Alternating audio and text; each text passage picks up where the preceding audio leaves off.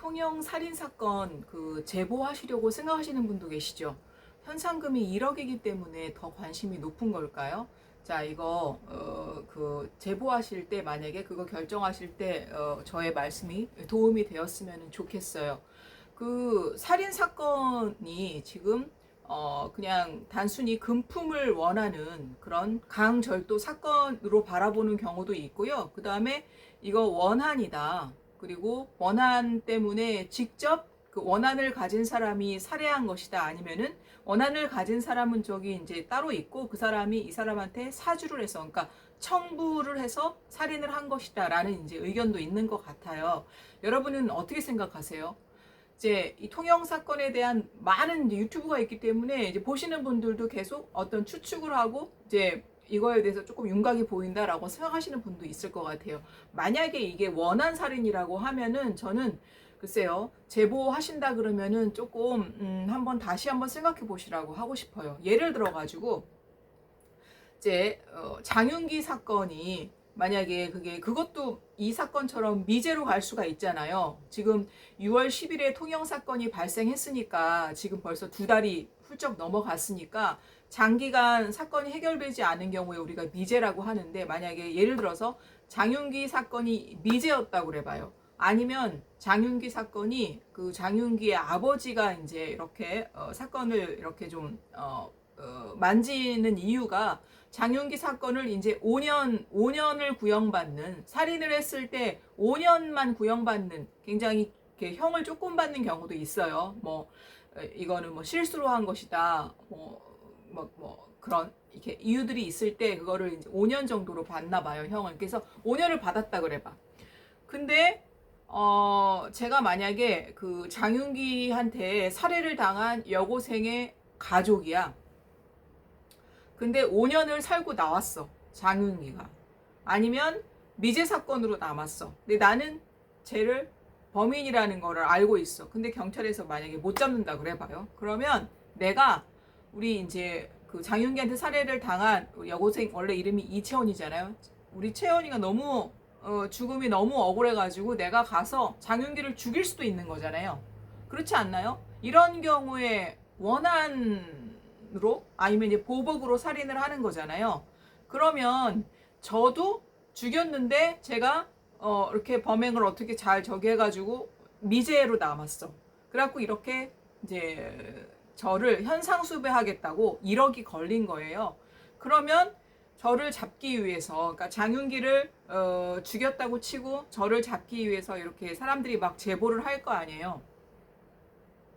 자, 그런 경우에 어떻게 될까요?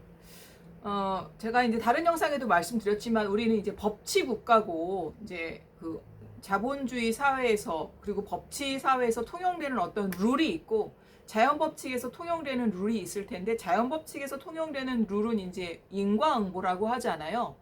예전 같으면 그렇게 내 가족을 죽였어. 그럼 나도 가서 상대방을 똑같이 눈에는 눈, 이에는 이 하는 게 그게 그렇게 많이들 했을 거란 말이에요. 아주 예전에는. 근데 이제 법이라는 것이 생기고 그렇게 처형하면 안 된다, 사적으로 복수하면 안 되고 어떤 법에 의해서 이제 하라고 하는 거잖아요. 그러면 나 같아도 그렇게 살인을 했을 거란 생각이 들잖아요. 내 자식을 그렇게 죽였는데 어떻게 자기 가족들이 다 이제 경찰이어가지고 그런 백을 믿고서 잘 해가지고 5년밖에 구형을 안 받았어. 원래는 사형 받아야 되는데, 아니면 무기징역 받아야 되는데.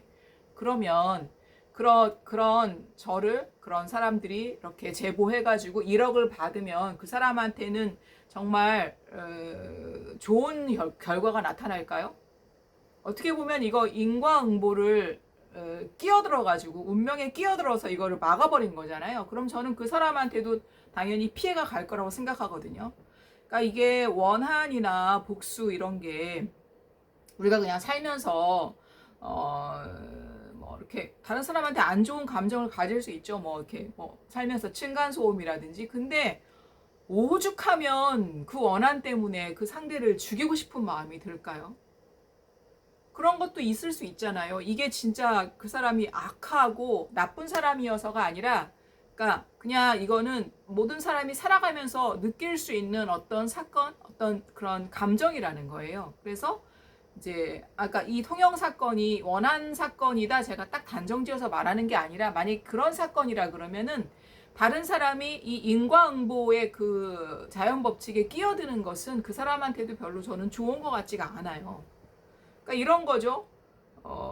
장윤기가 이제 내가 조금 더 형을 줄이기 위해서 나 사형 나올 건데 무기징역으로 줄이고 싶고, 나 무기징역 나왔는데 뭐 30년으로 줄이고 싶고, 30년 나왔는데 더 줄이고 싶을 수 있잖아요. 그러면 어떻게 하겠어요? 보통 사람들은 변호사를 몇 천만 원짜리를 쓴다든지, 아니면 뭐 우리나라는 워낙 막 굿하고 전보고 사주보고 이런 거 좋아하니까 그런 사람 찾아가가지고 굿하고 아니면 부적 쓰고 이러면서 돈을 거기에다가 막 내고서 형을 좀 낮춰달라고 부탁할 수 있는 거잖아요. 그러면 그거에 가담했던 사람들은 그 사람들의 운은 좋게 잘 풀릴까요? 근데 그거를 얘기하고 싶은 거예요. 그러니까 이 어떤 자연의 법칙, 인과응보에 관련된 거는 다른 사람이 개입했을 때는 그 개입한 사람들도 저는 같이 거기에 이렇게 휘말린다고 생각하거든요. 그래서 남의 이렇게 운명에 함부로 끼어들면 안 된다는 생각이 들어요. 그러니까 제보할 때 그런 것까지 보려면 이 사건을 좀 더 치밀하게 바라봐야 돼요. 그래서 예를 들어 가지고 여기 이제 이 제가 요거 체질 표시를 해놨는데, 통영 살인 사건의 그 범죄자는 10중 8구는 이 터프마인드 체질일 거예요. 왜냐면은 강력 범죄의 대부분은 범인은 터프마인드 체질이에요. 자, 터프마인드 체질이라는 거는 텐더마인드 체질에 반대되는 그런 개념인데요. 터프는 뭐 완고하다 그런 뜻도 있고요. 그 다음에 이제 그 텐더에 비해서는 좀 더 거칠고 공격적인 면이 있고요. 터프의 반대는 텐더마인드인데, 텐더마인드는 터프랑 상대적인 개념이기 때문에 유연하다 그런 뜻이고, 터프에 비해서는 좀 더 이렇게 거칠지 않고 공격적이지 않아서 이제 텐더라는 이름이 붙어요.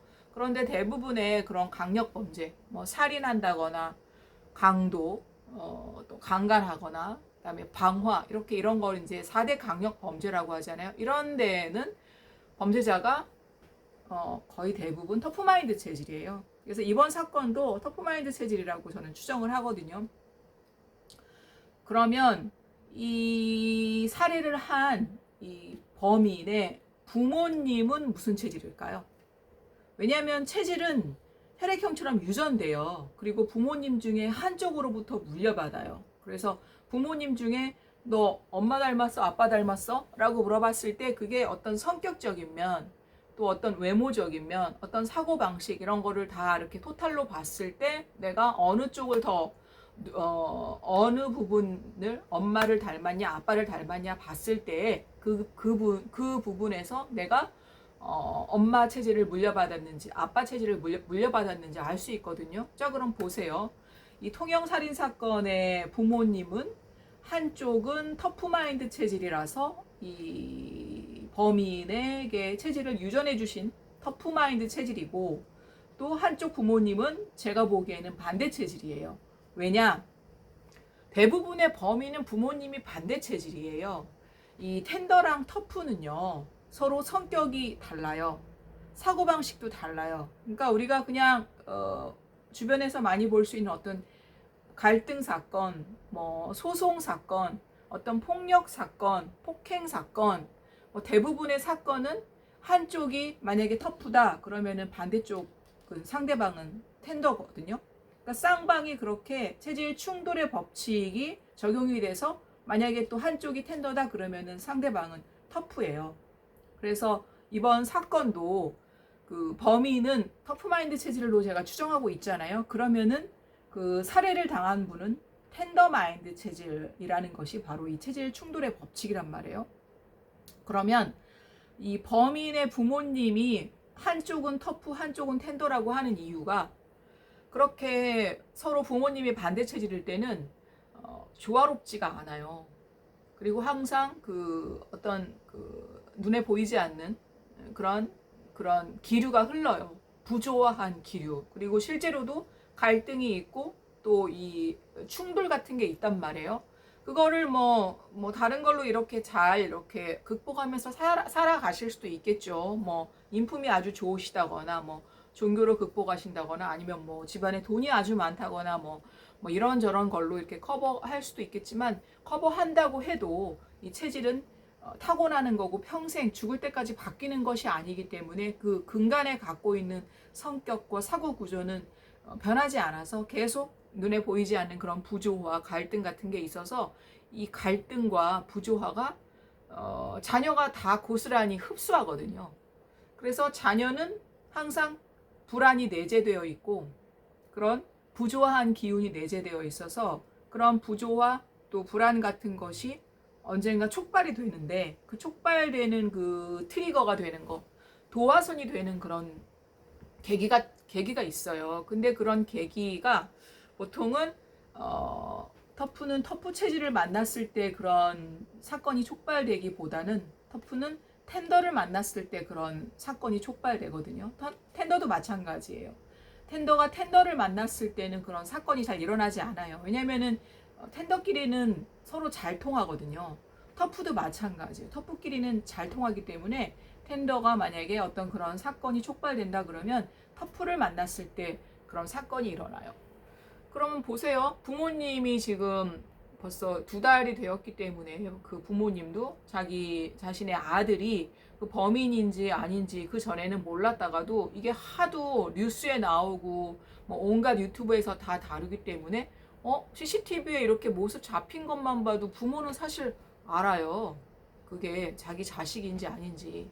그리고 이번에 그것이 알고 싶다에서 보면은 그 범인의 윤곽 이런 걸 잡아내가지고 더 또렷하게 어떻게 어떤 모양새일 거라고 이야기를 해줬잖아요. 그거를 보면 부모님은 대번에 알아요. 그럼 부모님 입장에서 그 장윤기의 아버지가 한 것처럼 자기 자식을 어떻게든 범죄를 숨기고 은폐하려고 보통은 하겠죠. 아무래도 부모니까. 그런데 이제 장윤기 아버지가 지탄받는 건, 장윤기 아버지는 경찰이고 경찰이라는 지위를 이용해서 그렇게 더 은폐하기가 더 좋은 그런 지위에 있었기 때문에 그거를 이제 더 욕을 먹는 건데, 만약에 일반적인 그런 부모님이라고 하면 여러분은 어떻게 하실래요?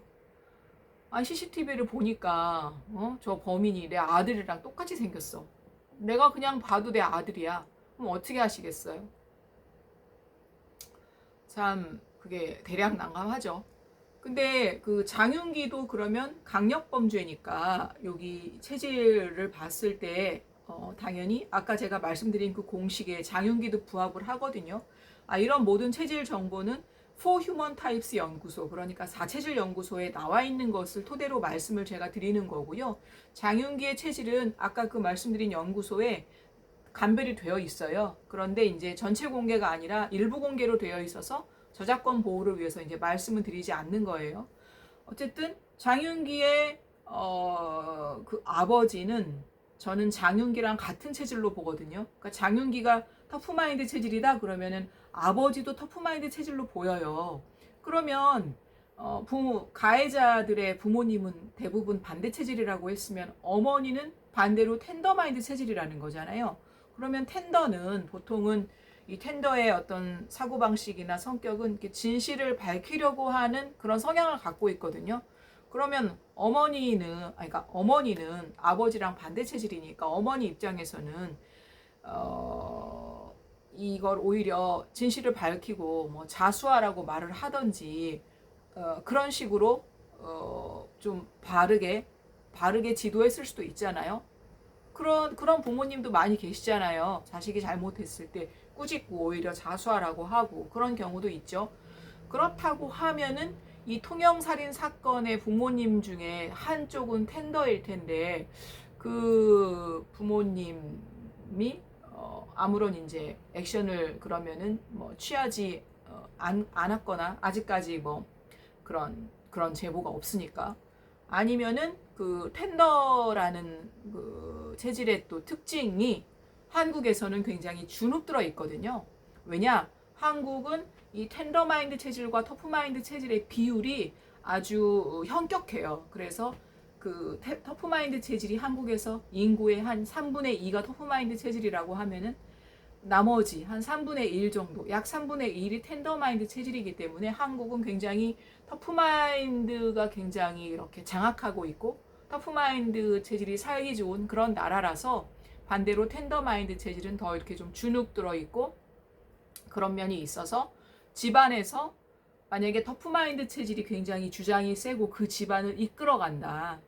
그런 분위기가 굉장히 강하다. 터프적이다. 집안 분위기가. 그러면은 감히 아무리 부모라고 해도 그 텐더 부모님이 그런 자신의 원래 그런 성향을 막 발휘하면서 자수하라고 이렇게 바른 길로 아들을 지도하기가 어려울 수도 있죠. 자, 그러면 이게 원한에 의한 살인이다. 그리고 만약에 원한에 의한 살인인데 직접 살인을 한 게 아니라 청부를 한 거다. 이럴 수도 있다고 그랬잖아요. 자, 청부라는 말 한번 잘 기억을 해보세요. 이게 이 체질의 분포가 한국과 일본이 비슷해요. 한국도 터프마인드 체질이 아주 많은데 일본도 터프마인드 체질이 아주 많아요. 그런데 한국에는 이 터프마인드 체질 두 개 중에서 이 위에 거 양인이 많고요. 일본은 터프마인드 체질 중에서 밑에 거 음인이 많아요. 자, 여기 한번 그 두 개 체질 이름을 말해 볼게요. 물, 불, 흙, 공기예요. 이거 고대 그리스의 사원소설의 일거하는 거니까 한 2300년이 넘은 이론입니다. 그 다음에 이거를 그 한국의 사상의학에 이렇게 대입을 해보면 이거는 소음인, 소양인, 태음인, 태양인이에요. 그러면 이 터프에도 양인과 음인이 있고 텐더에도 양인과 음인이 있는 거잖아요. 그러면 이 터프에 양인이 많은 게 바로 한국이고 터프에 음인이 많은 게 바로 일본이에요.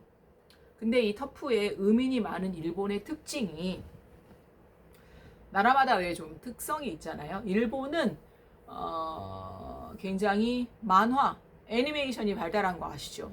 애니메이션 강국이잖아요. 그리고 또 하나 발달한 게 뭐 AV 배우 이런 말씀 들어보셨죠? 그러니까 야한 동영상, 야동하면은 손꼽히는 나라가 일본이거든요. 그런 산업이 아주 잘 발달이 되어 있고 그게 막 우리나라처럼 너무 안 좋게 보고 막 숨기고 그게 아니라 산업으로 잘 육성을 해서 각광받는 산업이고 그리고 한국에 비해서 일본은 성범죄 비율이 굉장히 낮대요. 그러니까 그런 성적으로 그런 억압들이 한국에 비해서 덜해요. 그리고 그런 산업들을 육성시키는 게 또 그런 성적 억압을 해소하는 거에 좀 도움을 주거든요. 그래서 이제 그런 부분이 다른데 또 하나 일본에서 굉장히 많은 게 바로 뭐냐면은 청부.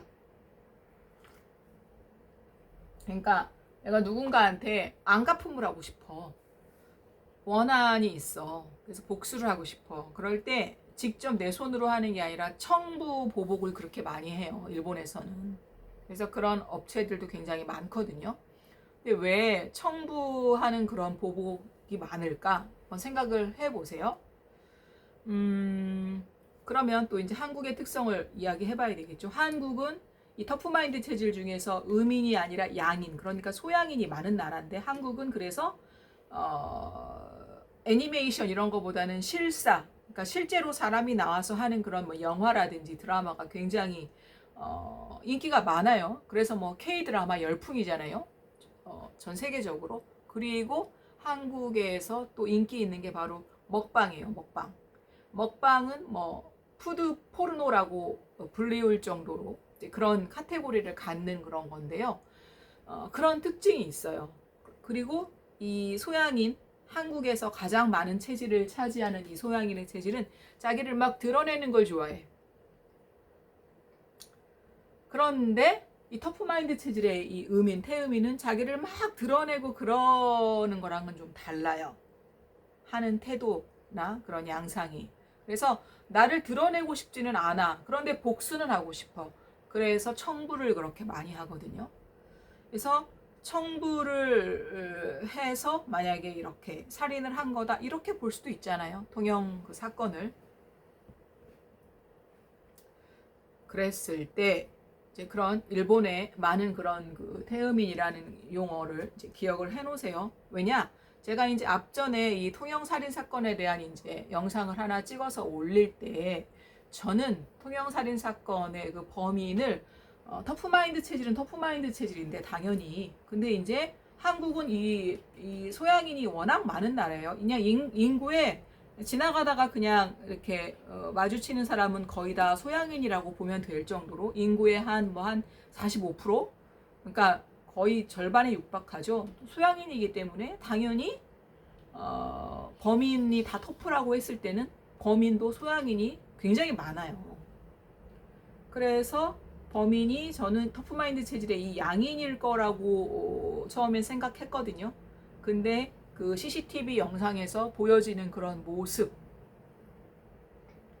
그리고 아까 그 만약에 원한살인이라고 했을 때 청부라는 그런 또 단어, 그리고 그 범행 현장에서 한 약 2시간, 1시간 50분을 계속 있었어요.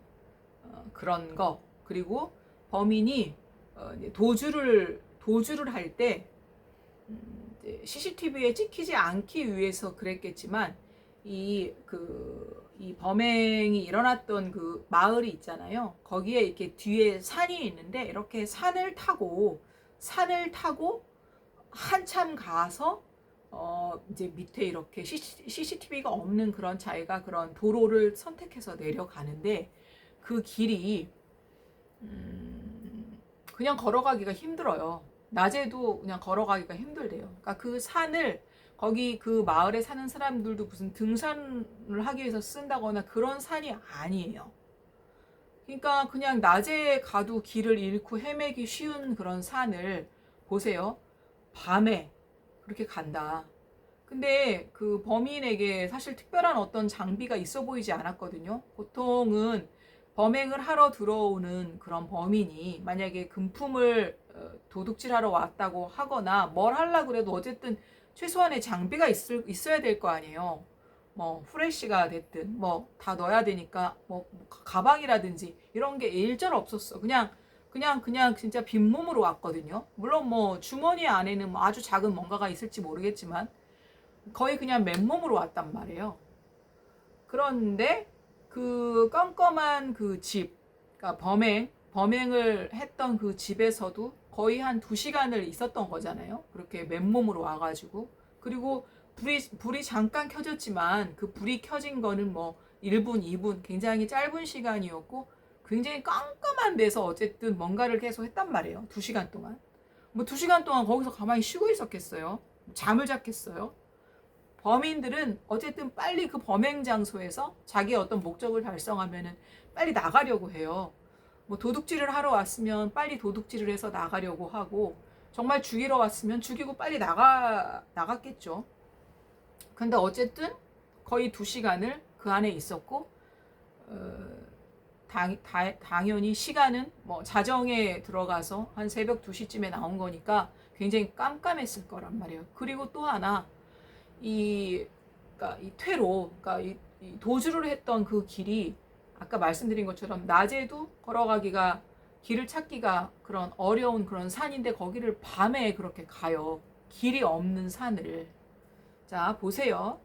이 텐더마인드 체질하고 터프마인드 체질이 이제 인간에게만 체질이 있는 건 아니에요, 여러분. 동물에게도 있고 식물에게도 있고 심지어 바이러스 세균한테도 있어요. 근데 이 터프마인드 체질인 동물들은 맹수, 뭐 맹금류, 굉장히 공격성이 강한 동물들이에요. 근데 그 동물들의 또 특징이 야행성이네. 왜 야행성일까요? 이 터프랑 텐더를 나누는 것은 우리 내장 기능이에요. 내장 기능. 내장은 다 똑같이 있는데 무슨 내장 기능이냐? 이 내장 기능을 이 동양의학에서는 그러니까 실증과 허증으로 나눠요. 그러니까 실증은 항진되었다는 뜻이고요. 항진은 그러니까 막 엔진이 막 이따만한데 배터리는 요만해 그런 뜻이에요. 그러니까 항진이 뭐 기능이 좋다는 게 아니라 그 다음에 허증이라는 거는 기능 저하증이에요. 그러니까 무슨 우리가 갑상선 기능 항진, 갑상선 기능 저하처럼 이 내장 기능이 항진되었느냐 저하되었느냐 이렇게 나뉜단 말이에요. 그래서 그 중에서 특히 이 목화토금수 이게 이제 간, 심, 비, 폐, 신, 담, 소, 위, 대, 방인데 이 간과 심장 그리고 담과 소장인데 이제 대표적으로 이걸 간과 심장이라고 해봐요.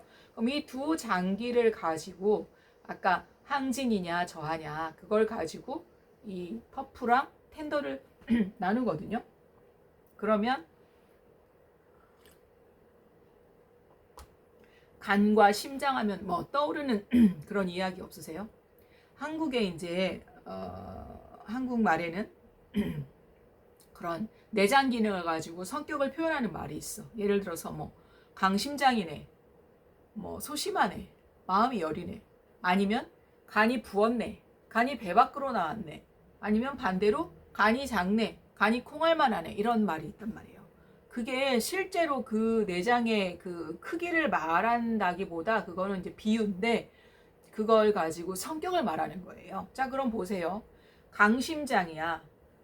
터프마인드 체질 같으세요? 텐더마인드 체질 같으세요?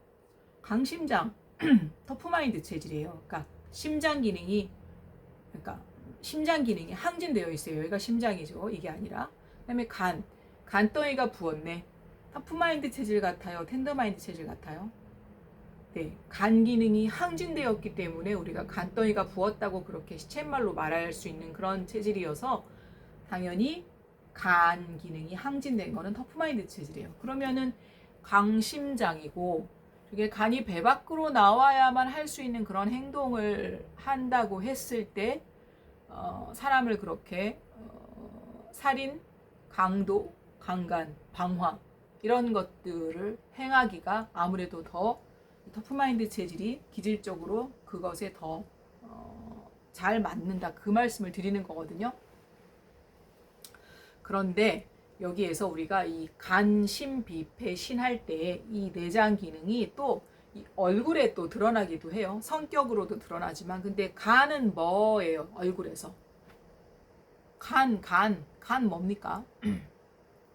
눈이에요, 눈.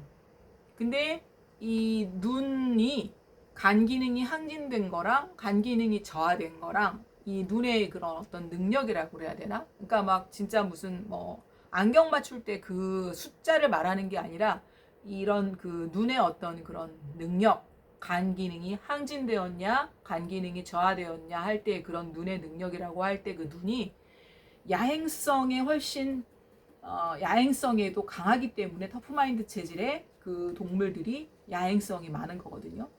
그러니까 그 산길을 우리 일반 사람들은 낮에 만약에 간다 그래도 등산로가 아니고 막 길이 없고 그런 산에 가기가 좀 그렇잖아요. 근데 그런 산을 밤에 가, 밤에. 그러면 그냥 일반인들은 그게 가기가 더 어렵겠지만 더군다나 텐더는 더 어려울 수 있겠죠. 텐더는 간이 배 밖으로 나왔다 그러면 반대로 간이 작거나 간이 콩알만하다고 표현되는 거니까 텐더는 그럼 간이 작다는 거고 강심장의 반대인 거니까 소심하거나 마음이 여리다고 표현되는 거니까 그런 산에 길도 없는 산에 게다가 야밤에 그렇게 가는 게 쉽지가 않을 거 아니에요. 근데 야행성에도 강하기 때문에 그 산을 다른 길로 가면 금방 갈 수 있는데 그 산을 이용하면은 그 새벽 그 깜깜한 칠흑 같은 어둠의 그 시간대에 1시간 10분을 그 산을 통과해야 됐었어요. 1시간 10분 동안. 자, 그렇다는 것은 지금 그 범행 장소에서도 보통 범인들이 머무는 시간보다 훨씬 길어. 약 2시간을 머물렀고, 그리고 그 산길을 따라서 도망갈 때도 굉장히 시간이 많이 걸리는 그 길을 이용해서가 그렇게 간 이유는 CCTV에 찍히면 안 되기 때문이고 지나가는 차량의 블랙박스에도 찍히면 안 되기 때문이에요. 왜 찍히면 안 되죠? 뭐 얼굴이 노출이 되었을 때 거기가 그 동네는 시골 동네이기 때문에 나를 알아보면은 안 되는 거죠, 사람들이. 그러니까 지금 많은 분들이 예상하는 것처럼 이 범인은 그 피해를 당한 그 집 식구들이랑 면식범일 거라고 하잖아요. 얼굴을 알고 있는 관계라는 거죠. 그러니까 내가 그 얼굴을 알려지면 안 되는 거야.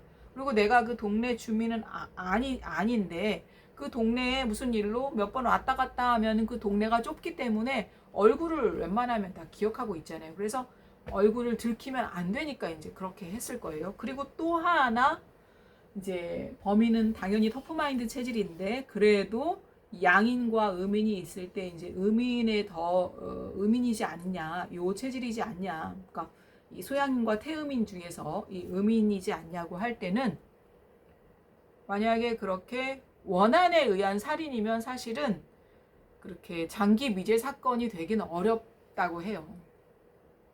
그러니까 저도 이제 이 사건을 이렇게 이제 저도 나름의 분석을 하기 위해서 많은 자료들을 볼 거 아니에요. 근데 어떤 사건을 분석하고 실제로 그러는 거에는 이 텐더마인드 체질들이 원래 진실을 규명하려는 그런 성향을 갖고 있기 때문에 잘해요. 그래서 강력범들은 대부분 터프마인드 체질이지만 프로파일러라는 직업 아시죠? 그 범죄를 분석하는 거잖아요. 범죄 행동을 분석하는 거잖아요. 그런 경우에는 텐더마인드 체질이 많다고 아까 말씀드린 그 포휴먼 타입 연구소, 그러니까 사체질 연구소에 나와 있는데 그렇게 범행을 분석해서 프로파일링 하는 건 잘하는데 이 텐더가 조금 취약한 게 뭐냐면 바로 그 필드 워크예요. 필드 워크라는 거는 현장에 가서 발로 뛰어서 뭔가를 알아내는 거예요. 그러니까 그냥 이렇게 내가 딱 책상에 앉아가지고 뭐 이렇게 책 보고 자료 보고 영상 보고 이런 거만 하는 건 이제 책상에서만 하는 연구라고 할 수 있고 그런 것도 당연히 해야 되겠지만 현장에 직접 가서 하는 거는 우리가 필드 워크라고 하거든요. 근데 이제 필드 워크에 좀 약해요. 텐더마인드 체질들이. 근데 이번에는 이 사건에는 이 현상금 최고의 금액 1억이면은 최고의 금액이고 근자에 1억이 붙었던 현상금은 없었다고 해요. 그러니까 관심이 더 높아서 그런지 다양한 사람들이 이걸 가지고 막 다뤄요. 근데 이제 탐정하시는 분들도 있고 하시는 분들은 예전에 경찰이나 이제 그런 거 하셨던 분들이 많잖아요. 그런 분들은 이 통영에 엄청 많이 내려갔더라고요. 이번에 가서 막 3박 4일 있기도 하고 길게는 막 일주일도 있고 아니면 뭐 어쨌든 하루가 됐든 꼭 내려가 거기를. 그러면 그 동네가 되게 막 많은 사람이 사는 게 아니에요. 그래서 뭐 이렇게 주민들은 또 얼마나 그거에 대해서 관심이 많겠어요. 거기 지금 주민들이 가장 불안할 거 아니에요. 거기 주민들이 가장 바라고 있을걸요. 범인이 빨리 잡히기를. 그러니까 웬만하면 도움이 될 만한 이야기들을 막 해주고 그렇게 탐문 수사하다 보면은 그게 윤곽이 바로 잡혀요. 거기에 그 피해자는 삶이 어땠는지 돌아가신 분 여성이 66세잖아요. 그러면은 그분의 삶에 대해서 이웃 주민들이 다 꿰뚫고 있다고요. 그리고 뭐 그 남편분과는 또 뭐 어땠는지, 남편분은 또 성격이 어떤지, 그리고 자녀에 대해서는 어떤지 다 금방 알아요. 물론 이 가족의 속내를 그렇다고 다른 사람이 다 알 수 있는 건 아닐 수도 있겠죠. 왜냐? 저도 이제 그것이 알고 싶다에 이 그러니까 피해자, 돌아가신 여성분의 아들이 나와서 이야기하는 거, 그리고 그 돌아가신 여성의 남편분이 나와서 이야기하는 거를 봤어요. 물론 이제 그 블러라 그러죠. 이렇게 모자이크 뿌옇게 처리해가지고 잘 얼굴은 알 수가 없지만 어떤 그 사람의 윤곽이라든지 이제 그런 게 나오고, 그리고 목소리도 원래 목소리였나? 원래 만약에 목소리였다 그러면은 이 목소리도 또 체질이 텐더랑 터프는 목소리가 또 좀 파장이 다르기 때문에 목소리로도 이제 그런 체질 감별 요소이기도 할 텐데, 이제 거기를 봤을 때 제가 아까 왜 범인들은 대부분 부모님의 체질이 반대 체질이라고 그랬잖아요. 그래서 부모님이 반대 체질이기 때문에 겪는 그런 부조화나 갈등을 자녀가 고스란히 다 흡수해서 자녀도 그 내적으로 내면에 불안이 있을 수밖에 없다고 한 것처럼 부모의 영향만큼 또 영향이 큰 게 뭐냐면 바로 배우자예요. 그래서 저는 그 돌아가신 분, 그러니까 그 칼에 찔려서 죽임을 당한 그 66세 그 여성분은 저는 이 텐더마인드 체질의 요 체질인 것 같다고 앞에 영상에서 말씀을 드렸거든요. 그리고 이 체질 충돌의 법칙은 또 정반대일 때 훨씬 또 더 도드라지기 때문에 요거의 정반대는 요거거든요. 요거의 정반대는 요거예요. 그러니까 물과 불이니까 물과 불은 상극이라는 거 많이 들어보셨잖아요. 그런 것처럼 이 공기와 흙도 서로 극과 극이거든요. 그래서 이 여성분 돌아가신 분이 이 체질로 저는 추정이 됐어요. 그래서 더군다나 더욱더 그 범인을 요 체질로 생각이 된다고 말씀을 드린 것도 있거든요. 근데 그러면 그 부인분은 남편과는 어떤 체질인지도 이제 유추가 되는데 제 입장에서는 아드님은 어머님 쪽 체질을 물려받으신 것 같았고, 저는 이제 그 아까 말씀드린 그 사체질 연구소, 그러니까 For Human Types 연구소의 그 전문가 소장님만큼 실력이 안 되고 저는 그냥 체질 실천한 지 12년밖에 안 되기 때문에 추정합니다. 유추합니다. 그렇게 보입니다라는 단어만 쓸 수밖에는 없는데요. 아드님은 어머님 쪽 체질 유전 받으신 것 같더라고요. 또 다른 자제분이 있는지는 모르겠어요. 그리고 남편분은 어머님 그 돌아가신 부인분이 텐더라고 하면 남편분은 반대 체질로 보이긴 했거든요. 그런데 근데 뭐 그렇게 또 사이가 막 안 좋아서 원래 뭐 남편이 어떻게 한 거 아니냐 막 이런 것도 댓글에 많이 나와 있던데 그거는 그렇게 추정하거나 그래서는 안 되고요. 또 그게 그렇지 않을 경우에는 그렇게 댓글 단 분도 나중에 인과응보를 받아요. 그 지금 가족들 입장에서 한번 생각해 보세요. 얼마나 지금 그 막 청천벽력이고 뭐 하늘이 무너진 것 같은 그런 느낌일 거예요. 그리고 그 범행이 일어났을 때, 그러니까 6월 10일 새벽에 지금 돌아가신 거잖아요. 새벽에 이제 새벽 0시 20분에 거기를 들어와서 한 약 2시, 새벽 2시에 이제 그 안에 있었으니까 그때 범행이 일어나고 이제 죽임을 당하신 건데 그 바로 전날 남편분은 퇴원을 했어요. 여러분도 방송 보셔서 아시겠지만. 그래서 이 코에 축농증 수술을 하시려고 축농증은 그렇게 오래 입원을 안 해서 하루 입원하고 하루 수술하고 그 다음날 퇴원을 하는데 거기가 이제 그 간병 간호 이렇게 통합병원이 요새 많잖아요. 그래서 보호자 그냥 없게 하고 직접 계속 그런 간호 이렇게를 와서 돌봐주고 이렇게 하기 때문에 왔다 갔다 들락날락이 많았나 봐요. 그런 의료진들이. 그러니까 잠을 제대로 못 주무셔가지고 계속 잠을 못 주무셔가지고 그날은 이제 편히 좀 자고 싶어서 그 남편분이 별채에 뭐 이렇게 뭐 황토방 시설을 해놓은 거기에서 주무신 거더라고요. 그래서 뭐 반대 체질이라고 해서 부부가 다 싸우고 뭐 소송하고 막 다 이혼하고 그런 건 아니기 때문에 그래서 그렇게 막 남편분을 의심하고 그래서는 안 될 것 같고요. 지금 상황에서는 물론 이제 나중에 뚜껑을 열어봐야지 알겠지만 어쨌든 제가 이렇게 말씀드리는 거는 그 마을에 가서 너무나 많은 분들이 가서 수사를 했거든요. 개인적으로도 개인 탐정이라든지 이렇게 하는 거를 설마 경찰이 안 했겠어요?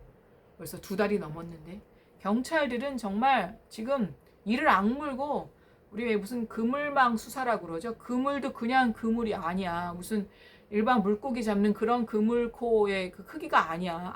아주 작은 그 무슨 애만한 무슨 아주 잘 자란 그런 뭐 있잖아요. 뭐 아주 작은 새우라든지 그런 거 잡을 만한 아주 작은 그물코, 그물망 같은 그런 수사를 하고 있어요. 그러면 털 건 다 털었다는 거예요, 벌써. 그래서 만약에 원한에 의한 거면은 벌써 실마리가 드러났을 거고, 그리고 이게 원한에 의한 건데 아까 말씀드린 것처럼 그렇게 청부를 한 거다. 그래서 청부를 했기 때문에 이제 뭐 조건이 있었겠죠. 이러고 바로 뭐 한국을 뭐 떠라라든지 아니면 이번 사건만 하고 그 다음에는 다른 사건을 맡지 말아라. 왜냐하면 청부를 하는 사람들은 계속 청부를 맡을 거 아니에요. 그런 사건들을. 그러면은 다음에 또 다른 범행을 저지르다가 그 범행에서 목덜미가 잡혀가지고 이번 범행까지 드러날 수도 있잖아요. 그래서 이 범행을 저지른 사람이 다음에 범행을 전혀 안 저지르면 알 수가 없어요. 그런데 어떻게 이제 드러나느냐? 청부는 이게 혼자서 자기가 알아서 그냥 범행을 하는 거랑 어쨌든 청부라는 건 그런 공범인 거니까 이게 그럼 2인 이상인 거잖아요.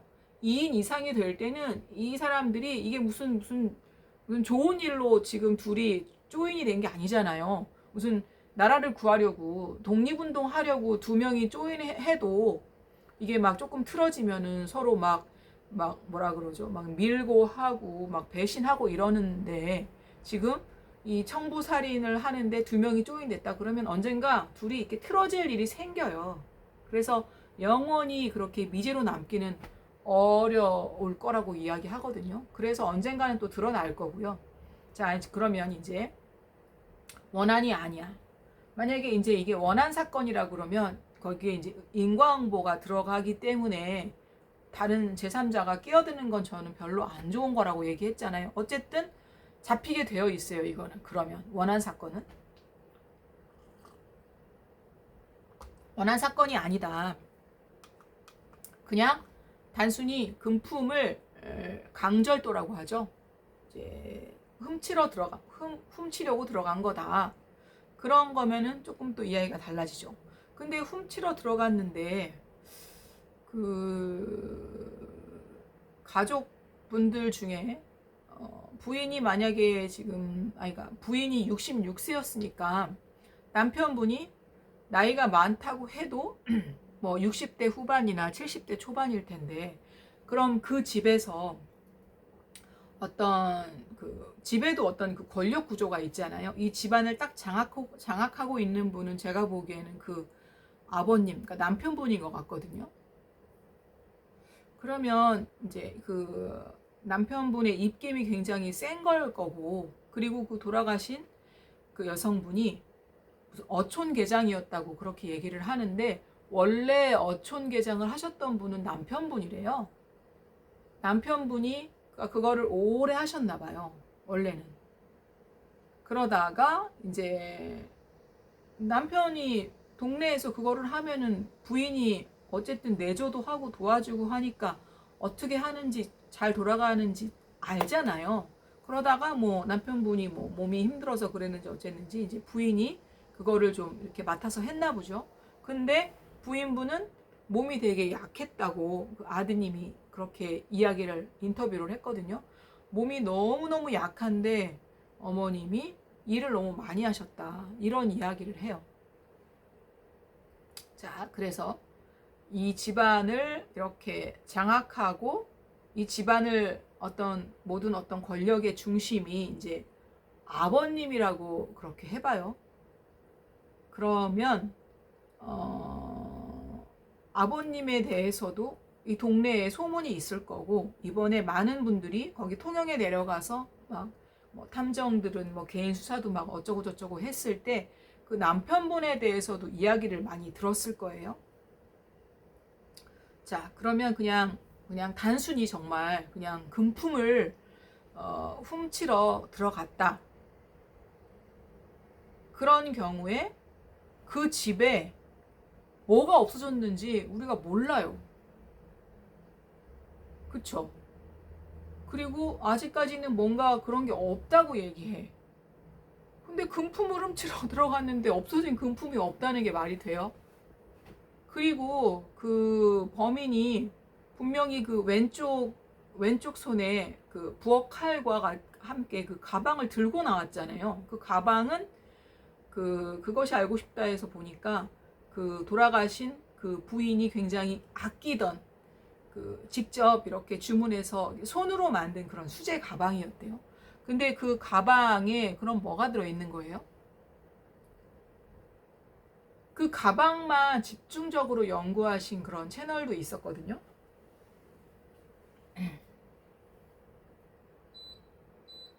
근데 그 가방을 이렇게 들었을 때의 그 자세가 그 가방이 꽤 무거울 때 그런 자세가 나온대요. 그러면 그 가방이 무거우려 그러면 거기에 뭐가 들어 있어야 될까요? 뭐 범인의 그런 뭐 복장이나 이런 건 똑같았잖아요. 들어갈 때 이제 CCTV니까 모르겠지만 어쨌든 그 범인이 뭐를 거기에다가 담았을 거를 한번 유추해 본다 그러면 금품을 노리고 들어간 거면 당연히 거기에 금품이 들어가 있어야 될 거 아니에요. 근데 왜 도대체 없어진 게 없다고 말하냐. 그리고 보통은 가족이 먼저 나서가지고 이거 다 우리 알려줘도 좋으니까 범인 수사하는데 이런 자료를 다 써라. 그리고 가족에 대한 거, 뭐 없어진 거에 대한 거를 다 공개를 하는데 왠지 그러지 않는 것처럼 뭔가 이렇게 좀 이렇게 좀 가리거나 아니면은 공개를 해도 너무 이렇게 뒤늦게 하는 그런 감도 없지 않아 있잖아요. 그런데 그런 모든 집안의 그런 어떤 결정권, 뭔가를 결정해야 경찰도 그거를 움직일 텐데 그럴 때 모든 그 결정을 그 집에서는 왠지 남편분이 할 것 같잖아요. 남편분의 굉장히 그런 위상이 그 집에서는 제일 셀 것 같단 말이에요. 그리고 이제 집도 규모 있게 사시고 돈도 이제 많으시니까 돈 많은 어떤 집이라 그러면 더군다나 더더욱 아버지의 그런 위세가 높잖아요. 그리고 그런 거를 일구는데 아버지가 다 일조했다 그러면 더 그러죠. 그러면 그런 모든 결정, 경찰한테 뭐는 공개하세요, 뭐는 공개하지 마세요. 경찰이 물어봤을 때 그런 것도 다 가족이 대표로 이야기할 때 남편분이 이야기했을 것 같잖아요. 그래서 저는 남편분도 아까 이제 터프마인드 체질 중에서 양이는 자신을 막 드러내기 좋아한다 그랬죠. 그리고 이 의미는 그렇진 않다 그랬잖아요. 그래서 오랫동안 또 잡히지 않는 것도 있어요.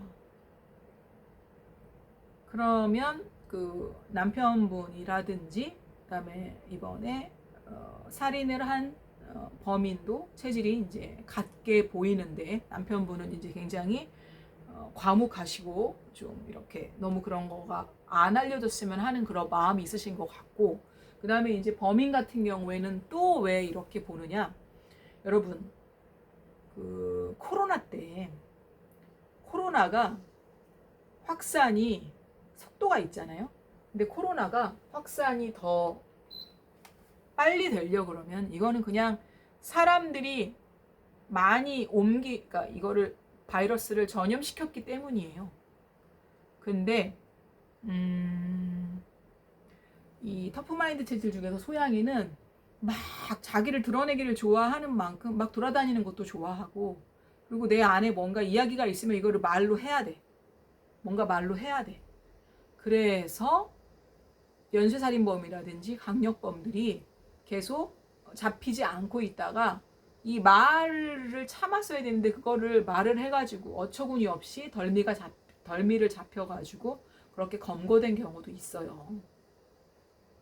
강력범들, 제가 여기서는 말씀을 안 드리겠지만은 뭐 교도소에서 옆에 있는 재소자한테 그런 말 실수를 했다가 검거된 경우도 있고요. 다른 또 연쇄살인범 같은 경우에도 그렇게 어처구니 없이 그런 경우가 있어요. 그런 것처럼 코로나 때도 이 체질은 돌아다니지 않으면 병이 나. 그리고 밥도 혼자는 못 먹어. 그러니 어떻게든 뭔가 자기를 드러내면 안 되는 것도 드러내다 보니 범행이 밝혀지기도 해요. 그러나 이 체질들은 달라요. 그러니까 이게 사건이 오래 안 잡히고 간다 그러면 자기를 드러내지 않고 그만큼 버틸 수 있기 때문인 거잖아요, 사실은. 그리고 왜 여러분 우리나라에도 그런 게 있는지 모르겠지만 왜 저격수라고 있죠. 저격수. 저격수는요, 한 자리에서 무슨 망부석처럼 진득하니 있고서 이 저격하는 거에만 집중해야 되기 때문에 정말 우리가 상상도 못하는 그 긴 시간을 한 공간에서 그렇게 숨어서 있을 수도 있거든요. 그 저격수에도 잘 맞는 체질이 바로 이 체질이에요. 그래서 이렇게 지금 굉장히 오래오래 안 잡히고 있죠. 이런 살인사건은 한 일주일이라든지 열흘이라든지 2주 이 안에 잡히지 않으면 미제 사건, 장기 사건, 장기 미제로 넘어가기가 쉽다고 하더라고요. 그래서 또 요 체질로 보고 있어요. 그 범인을. 근데 아까 원한 사건에 의한 거면 그렇게 제3자가 끼어드는 게 이게 인과응보에 관련된 거기 때문에 원한으로 사람을 죽일 정도면 그 원한이 우리가 생각하는 거, 보통 사람들이 생각하면서 살면서 느끼는 그런 원한 감정이랑은 완전히 다를 수 있는 거기 때문에 뭐라고 이렇게 쉽게 함부로 말할 수 있는 게 아니에요. 왜냐하면은 살인을 한다는 게 뭐 그렇게 우발적이고 뭐 실수로 그렇게 사람을 죽였을 때 나오는 게 5년이라고 했는데 그런 경우에는 그렇게 많지 않을 것 같고요. 살인을 하면은 굉장히 오랫동안 감옥에서 있어요. 여러분 지금 이거 영상 보시는 분들이 인생 후반전에 계신 분이 많잖아요. 여러분 요양원도 가기 싫어하시죠? 나중에. 왜 요양원 가기 싫어요? 요양원에 입소하면 좀 자유롭지가 못하니까 요양원에 입소하기 싫은 거잖아요, 사실. 내가 내 마음대로 하면서 살고 싶은데 그게 안 되니까. 근데 요양원도 하물며 그래서 가기 싫어하는데 감옥은 어떻겠어요? 뭐 요양원에 비할 바가 아니죠, 감옥은. 그런 감옥에서 뭐 10년, 20년, 30년 있다고 생각을 해보세요. 아마 생각만 해도 막 미쳐버릴 것 같지 않아요? 그런 데를 가는 걸 아는데 사람을 이렇게 살인을 한다는 게 쉬운 일이겠어요? 그건 쉬운 일이 아니에요. 그래서 그런 원한으로 사람을 죽인다는 건 그 원한이 우리가 상상하는 것 이상일 거라는 거예요. 근데 이제 그가 원한인 거는 이제 제껴두고 금품을 목적으로 강도, 절도를 목적으로 해서 지금 침입을 해서 그런 사달이 났다 그래봐요. 그러면 저는 또 이거 제가 채널을 하는 게 제가 무슨 범죄만을 전문으로 하고 이러는 거라기보다 저는 질병을 예방하고 범죄를 예방하고 하는 거가 이 체질론을 가지고 거기에 많은 도움을 줄 수 있기 때문인데 사람이 항상 피해자만 되라는 법이 없어요. 가해자도 될 수 있는 거예요. 살다 보면 이런 살인도 만약에 어떤 우발적인 살인은 그냥 내가 감정을 잘 컨트롤 못 해가지고 일어나는 경우도 많아요. 그러니까 그냥 욱해서 살인을 하는 경우도 많아요. 그래서 다른 어떤 무슨 뭐 절도 사건이라든지 무슨 도박 범죄라든지 아니면 무슨 보이스피싱이라든지 마약 범죄는 딱 그 패턴이 정해져 있대요. 그래서 그런 수법을 하는 사람은 계속 똑같은 수법을 한다는 거예요. 근데 살인은 그 수법이 정해져 있지가 않대요. 왜냐하면 살인이라는 게 그렇게 감정이 욱 해가지고 한다 그러면 누구나 그 현장에서 그렇게 될 수가 있는 거예요. 그러면 한번 보세요. 지금 강도가 들었어, 집에. 근데 걔는 금품을 목적으로 들어왔어. 그러면 내 목숨이 중요해요? 금품이 중요해요? 자, 그 강도가 만약에 터프마인드 체질이라고 해봐요. 그런 강력범죄에 일단 터프가 많이 있으니까. 물론 터프 중에서도 인품이 좋은 터프는 그런 거에 얼씨도 안 합니다. 그러니까 인품이 낮은 터프를 말하는 거예요. 텐더도 마찬가지. 텐더는 범인이 없어요? 아니요, 텐더도 범인이 있어요. 텐더도 인품이 좋은 사람이 있고 인품이 낮은 사람이 있어요. 근데 어쨌든 그 강력범에는 데이터베이스에 통계에 이 터프마인드 체질이 많으니까 이 터프가 내 집에 강도로 들어왔다 그래봐요. 그러면은 어떻게 해야 될까요? 그냥 내 목숨이 더 중요하니까 이거 금품을 그냥 내주는 게 낫지 않을까요? 물론 어떤 도둑들은 내가 이거 절도하러 들어왔는데 사람이 인기척을 보여, 사람이 자다가 깼어, 그러면 그거에 놀라가지고 도망 나가는 범인도 있겠죠. 그렇지만 아까 말씀드린 것처럼 강력범은 그건 강력범이 아니에요. 내가 만약에 강간을 하러 들어왔는데 그 사람이 반항을 하면 죽일 수도 있고요.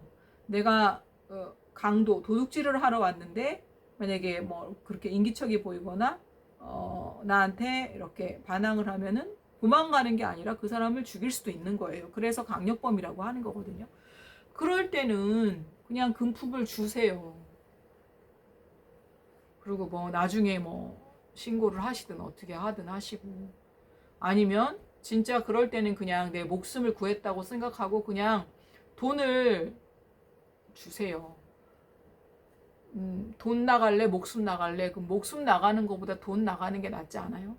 근데 아까 말씀드린 요 체질, 그러니까 이번에 살인을 당했을 거라고 추정하는 제가 체질이잖아요. 그 통영에서 66세 이 체질은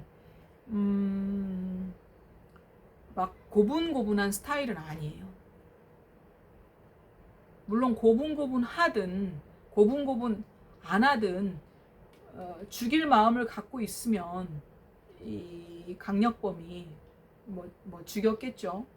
그런데 어쨌든 이 범행을 당하는 입장에서 얘네들의 이 금품을 노리고 들어온 체질이 터프마인드 체질이 많다고 오늘 아셨잖아요. 제 말씀 듣고. 그렇다고 하면은 그냥 금품을 내주시는데 요 체질이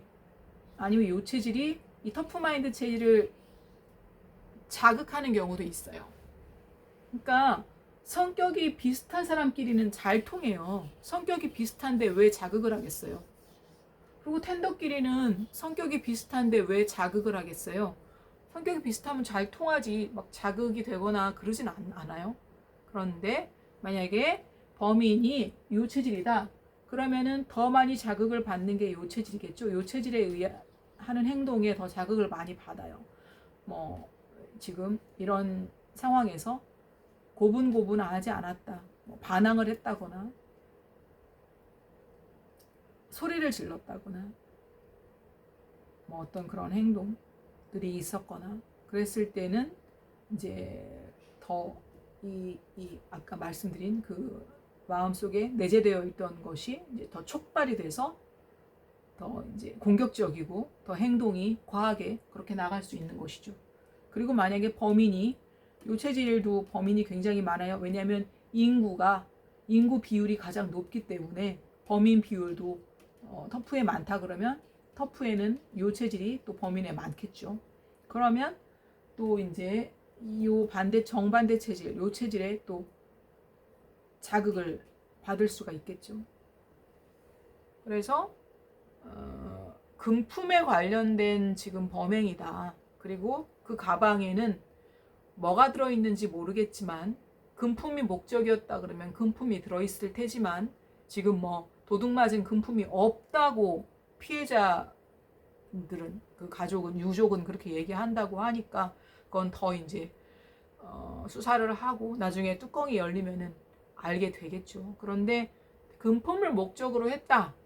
그랬대 단독 범행이다. 그러면 지금 그 골든타임을 놓친 거잖아요. 경찰이 7일, 뭐 10일, 14일이든 이 골든타임을 놓쳤어. 그러면 그냥 장기 미제로 넘어간다 그랬잖아요. 그러면 이 범인이 뭐 특별한 활동만 안 하고 남들한테 가서 막 떠들기 좋아해가지고 막 실수만 안 하고 그리고 내가 또 다른 범행을 하다가 잡히면 예전의 범행까지 탄로나기가 쉬우니까 다른 범행만 안 한다 그러면 안 잡힐 수도 있어요. 오랫동안. 그리고 뭐 이번에 그 가방에 들고 간 게 우리가 이 피해자 가족이 얘기하지 않았는데 알고 봤더니 엄청난 무슨 그 돈이 되는 그런 걸 수도 있잖아요. 엄청난 돈이 되지 않아도 잡히면 사형이나 무기징역일 수도 있는데 잡히려고 하겠어요.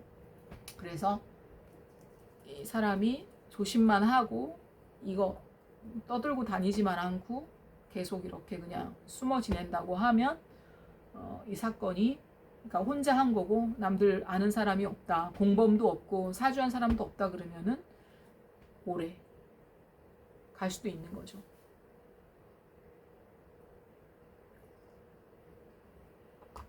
그리고 이제 범죄 예방 측면에서 이제 뭐 누구나 피해자가 될 수도 있고 누구나 가해자가 될 수도 있다고 했을 때 이제 가해자 입장에서도 한번 이야기해 볼게요. 일단 이제 가해자가 되면 한국은 이제 이런 그런 뭐 지문이라든지 이런 시스템이 굉장히 발달한 나라이기 때문에 그리고 이제 이런 경우는 특이하게 CCTV에 잡히지 않았지만 어쨌든 검거율이 그렇게 낮은 나라가 아니에요. 한국에서는. 그러니까 이제 언젠간 잡혀요.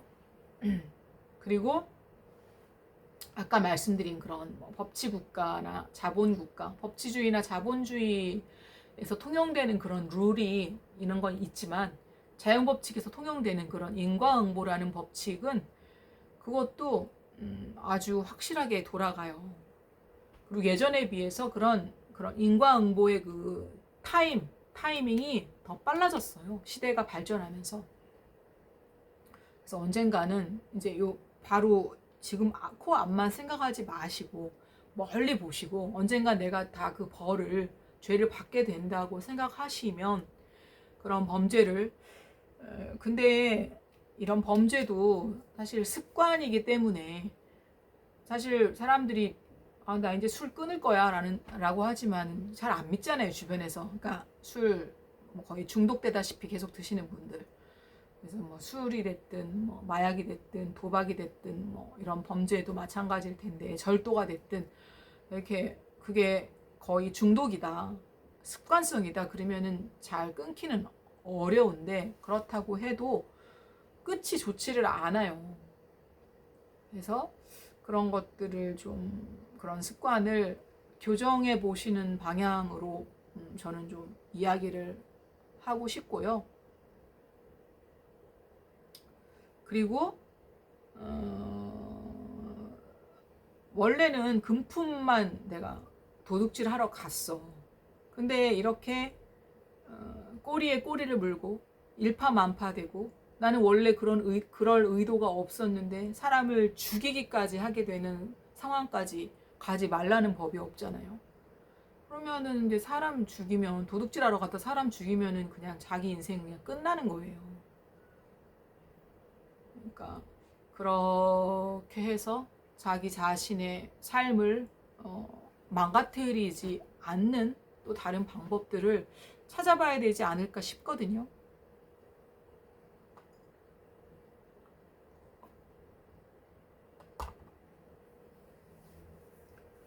정원을 가꾸신 게 보니까 너무 예쁘더라고요.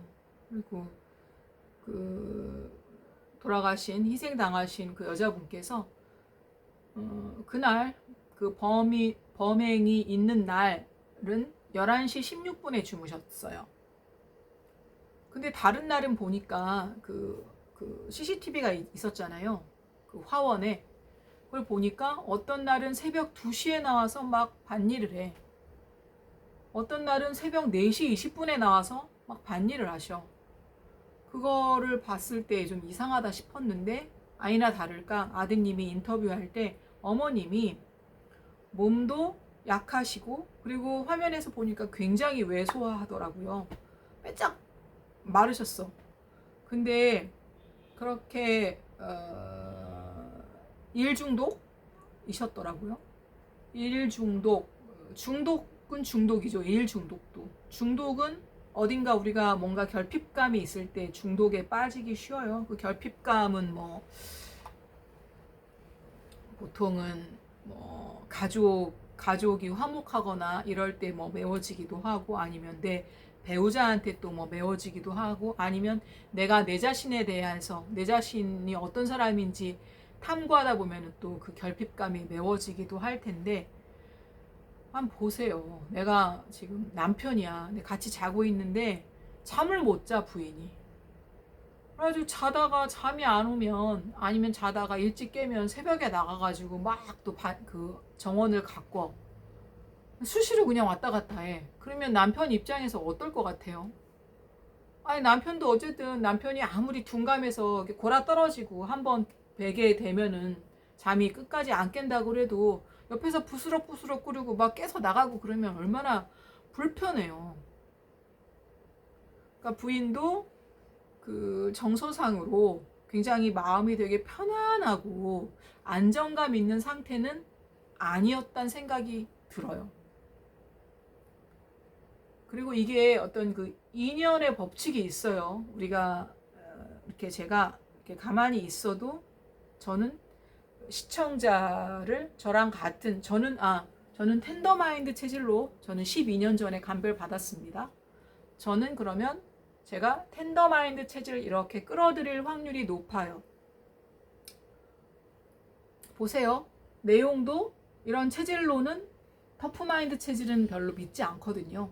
텐더마인드 체질이 많이 믿어요. 그리고 제가 뭐 이런 거 옷을 하나 입는다고 해도 아까 이 목, 화, 토, 금, 수에서 간심, 비패, 신에서 텐더는 이 간과 심장이 허증이기 때문에 간이 상징하는 파랑이나 그다음에 심장이 상징하는 빨강을 저는 또 막 입기도 해요. 그러니까 저는 굉장히 이제 텐더스럽게 하는 거죠. 그러면 텐더가 저한테 더 인연으로 이렇게 끌어들이고 인연으로 들어오기가 더 쉬워요. 근데 만약에 제가 텐더인데 막 터프처럼 행동해. 먹는 것도 터프를 막 엄청 좋아해. 그러면 또 터프 인연이 이렇게 끌려 들어와요. 우리가 제가 먹는 거 얘기했지만 이 식본능과 색본능은 연결되어 있어요. 색본능이라고 해서 꼭 남녀 간의 그런 것만 말하는 게 아니라 인간관계를 폭넓게 뜻하기도 해요. 그래서 이 음식을 반대로 먹으면 반대 체질 인연이 이렇게 들어온다. 내가 이렇게 불러들인다 라고 이야기하기도 하거든요. 그런데 그런 부인께서, 그 고인이 되신 부인께서 그렇게 그러면 약간 잠을 안정적으로 못 주무신다는 거잖아요. 그냥 막 새벽만 되면 무슨 뭐 귀신도 아니고 뭐 몽유병도 아닌데 스르륵 나가가지고 막 거기 화원에서 밭을 메고 막 화원을 막 풀을 뜯고 이러고 있다 그래봐요. 네, 좀 불안정해 보입니다. 그리고 이제 저는 또 체질 실천가니까 또 하나 주의 깊게 본 게 그 CCTV가 있는 그 터널 있잖아요. 거기를 그 부인께서, 돌아가신 부인께서 장미 터널이라고 불렀대요. 장미 터널. 그래서 아드님이 인터뷰할 때 그 얘기를 해줬고, 거기에 그런 그 화원의 모습을 보니까 굉장히 잘 가꾸셨어요. 그리고 거기에 이렇게 동물의 조각상도 있었는데 양의 조각상도 있었고 개의 조각상도 있었어요. 근데 이 양의 조각상이 새끼 양이랑 어미 양이랑 같이 있는 조각상이었어요. 개도 어미 개랑 새끼 개가 같이 있는 조각상이었어요. 여기에서도 약간 체질의 힌트가 있어요. 양은, 그러니까 우리의 그냥 무의식은 아무거나 이렇게 취하는 것 같지만 그렇진 않아요. 그래서 텐더는 가급적이면 텐더한테 끌려요. 가급적이가 아니라 텐더는 건강하면 텐더한테 끌려. 왜냐면 나랑 같은 과니까. 또 터프는 건강하면 터프한테 끌려요. 근데 양 한번 생각해 보세요. 양 텐더일까요? 터프일까요? 막 공격적이고 막 내가 죽여야 되고 상대 동물을 맹금류 이런 거예요. 양이. 그러면 양이 텐더인지 터프인지 아시겠죠? 물론 개는 개체수가 많아서 이게 4개의 체질이 다 살아남도록 진화된 그 생명체가 있어요. 사람도 그렇고 개도 그렇고 고양이도 그렇고 뭐 쥐처럼 그런 개체수가 많은 동물도 그래요. 그래서 개는 4개의 체질이 다 있고요. 그 다음에 이제 마지막으로 장미. 사람의 체질이 있는 것처럼 동물에도 체질이 있고요. 식물에도 체질이 있어요. 그래서 이제 꽃 좋아하시는 분들은 뭐 장미도 좋아하실 텐데, 장미 텐더일까요? 터프일까요? 그 생김새, 모양새에서도 텐더의 특징, 터프의 특징을 알 수가 있어요. 아주 예쁘죠? 화려하고. 아주 예쁘고 화려한 게 체질 중에서는 요 체질이 보통 그래요. 그래서 한국에 요 체질이 많기 때문에 한국이 그렇게 뷰티 산업, 성형 산업, 패션 사업이 발달한 거예요. 그래서 한국이 성형 강국이고 성형 공화국이고 성형으로 외국인들이 관광을 많이 오는 나라인 거예요. 화려하고 예뻐요. 그런데 아주 표독스러운 가시가 있어요. 장미에. 그게 바로 터프 특징이에요. 제가 그 돌아가신 부인 텐더로 추정했잖아요. 근데 왜 이름을 붙이신 그 터널의 이름은 장미 터널일까요? 장미꽃을 많이 심었으니까. 그러면 이분은 제가 추정하기엔 텐더지만 터프에 굉장히 끌리시는 거죠. 그렇다는 거는 좀 부조화스러운 거예요. 건강하다고 하면 텐더는 텐더에 더 끌려야 하고요. 터프는 터프에 끌려야 합니다.